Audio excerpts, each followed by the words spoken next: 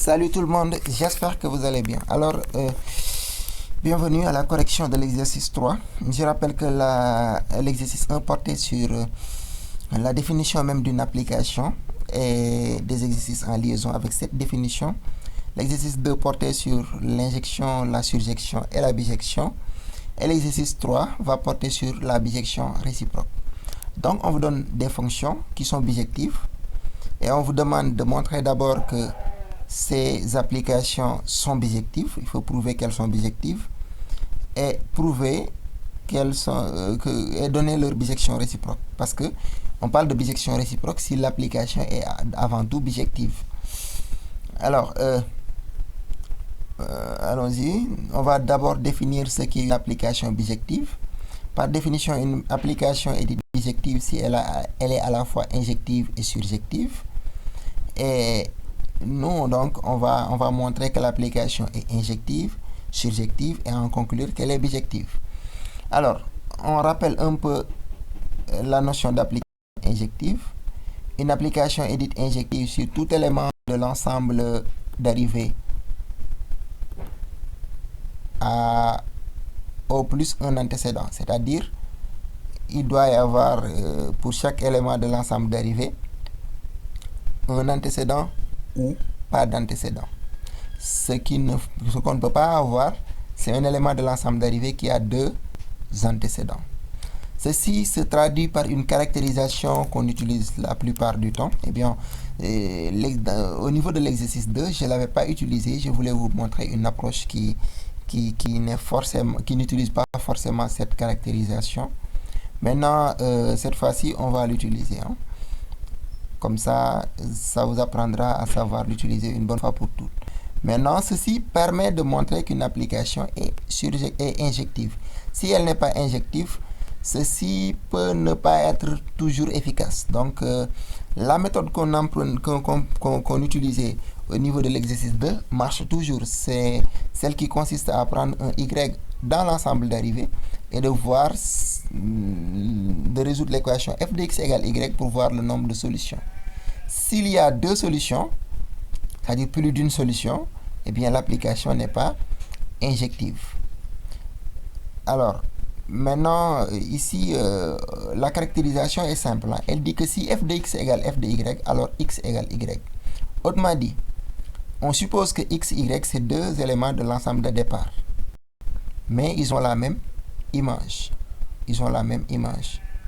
Donc, leur image là, aurait deux antécédents, x1 et x2.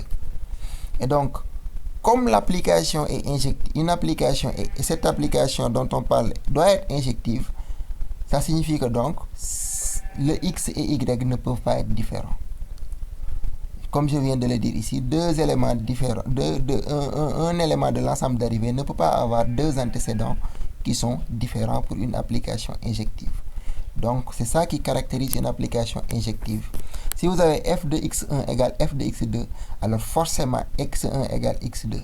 Parce que si x1 n'était pas égal à x2 et qu'on ait f de x1 égale f de x2, ceci voudrait dire qu'il y a deux éléments qui ne sont pas égaux et qui ont la même image. Donc, il y a une image qui a deux antécédents qui sont différentes.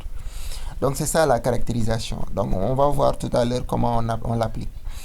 Alors, une application est dite surjective si maintenant chaque élément de l'ensemble dérivé, chaque élément de B, a au moins un antécédent. C'est-à-dire, si on résout l'équation f de x égale y, on doit avoir au moins une solution.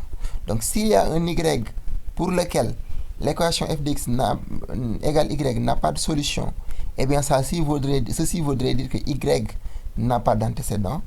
Et ça, une application surjective ne peut pas admettre ça. C'est pas possible d'avoir un élément de l'ensemble dérivé qui n'a pas d'antécédent.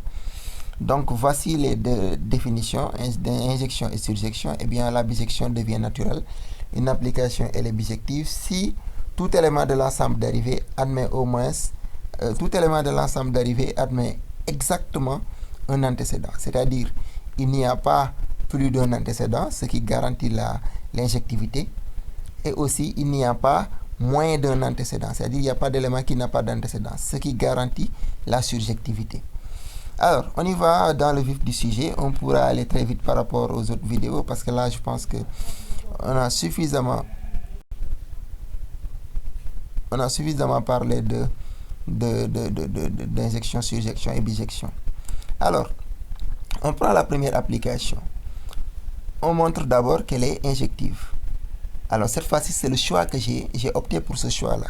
Et rien ne vous empêche de faire comme on a fait dans l'exercice 2. C'est-à-dire prendre un y ici et essayer de résoudre l'équation f de x égale y. Si vous avez deux solutions qui sont dans l'ensemble de départ, vous concluez que ce n'est pas injectif. S'il y a au plus une solution, c'est-à-dire une solution ou pas de solution, vous concluez que c'est injectif. Cette fois-ci, j'ai opté pour l'approche de la caractérisation. Alors, donc on doit montrer que si f de x1 égale f de x2, alors x1 égale x2. Autrement dit, s'il y a dans l'ensemble dérivés, ou bien s'il y a x1 x2 tels que ils ont les mêmes images, alors forcément x1 égale x2. Donc f de x1 égale f de x2 veut dire que donc 5 moins 3x1 égale 5 moins 3x2. Et en simplifiant, donc en transposant, simplifier, ainsi de suite, on se retrouve facilement avec x1 égale x2. Ceci prouve que l'application est bien injective. Donc l'objectif, cette méthode consiste à prendre deux éléments qui ont la même image et de montrer que forcément ces deux éléments vont être égaux. Vont être égaux, je veux dire. Donc c'est bien. Donc on y va pour la surjection. Montrer que donc on prend un y dans l'ensemble dérivé. Cette fois-ci, on prend la méthode classique comme ce qu'on faisait avec l'exercice 2. On prend un y dans l'ensemble dérivé. On va résoudre l'équation pour montrer que il y a au moins une solution. C'est-à-dire il y a au moins un antécédent pour chaque y qui est dans l'ensemble dérivé. Alors, on va résoudre. Après résolution, on obtient x égale 5 moins y sur 3. Ce qui veut dire que donc n'importe quel y qu'on prend dans l'ensemble dérivé, il y aura au moins une solution. Et cette solution-là existe bel et bien. Et cette solution-là est bien dans l'ensemble de départ. Donc, y aura au moins un antécédent x qui s'écrit sous la forme 5 moins y sur 3. Maintenant, ceci conclut donc que f est surjectif. F est surjectif et injectif, donc f est bijectif. Alors, si vous remarquez, avec l'exercice 1, avec l'exercice 2, on prenait juste un y dans l'ensemble dérivé, comme celui-ci. Voilà. Et qu'on résout. Et qu'on trouve ici x égale 5 moins y sur 3, qui existe bel et bien. Le fait que le x existe prouve la surjection. Et le fait qu'il n'y a pas deux solutions pour l'équation prouve que l'application est injective. Donc en réalité, cette partie d'injection-là, on pourrait bien sûr ne pas le faire et venir à partir de là où on a montré la surjection, avec des commentaires, expliquer pourquoi l'application serait-elle injective. Donc ceci s'explique du fait que l'équation n'a qu'une seule solution qui est dans, bien sûr, qui est dans l'ensemble de départ. Alors, maintenant, bijection réciproque. La bijection réciproque n'est rien d'autre que le fait est de vouloir changer de direction. C'est-à-dire, on avait une application qui va de R vers R, tel qu'à tout x, on associe un y qui s'écrit sous cette forme. Maintenant, nous, on transforme une fonction qui, maintenant, fait le chemin inverse. On avait comme ça. Voilà, prenons par exemple la fonction, disons, x au carré dans le cadre positif. Alors, si on a 2 ici,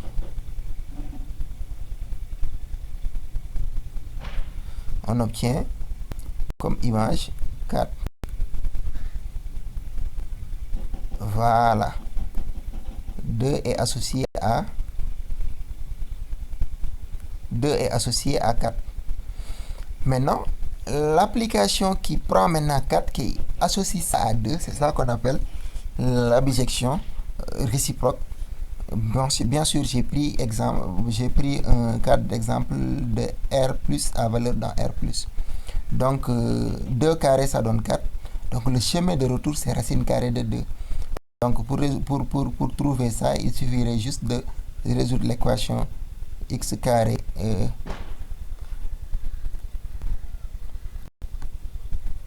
égale y, et on aurait y maintenant. On exprime x en fonction de y, et x serait donc racine carrée de y. Donc la bijection réciproque ou la réciproque de x carré c'est racine carrée de x. Sa réciproque c'est racine carrée de x. Voilà, j'ai un problème avec mon stylo, mais je vais régler ça vite. La réciproque de x carré c'est racine carrée de x. Donc ici aussi c'est la même chose, hein? Ou plutôt racine carrée de y. Alors ici aussi c'est la même chose. Maintenant les éléments, disons les antécédents deviennent des images. Les x que vous voyez ici deviennent des images, et ici l'antécédent devient y. Et l'application, la nouvelle application s'appelle f-1. Donc on peut dire f-1 de y égale, on donne son expression en fonction de y. Et à partir de là, il est important de noter que la variable elle est muette. Donc le fait d'appeler ça f-1 de y égale 5 moins y sur 3 serait la même chose que de dire que f-1 de x égale 5 moins x sur 3. Ou bien f-1 de a égale 5 moins a sur 3. Je veux juste vous dire que donc le choix du paramètre est arbitraire. L'essentiel c'est de savoir ce qu'il faut prendre.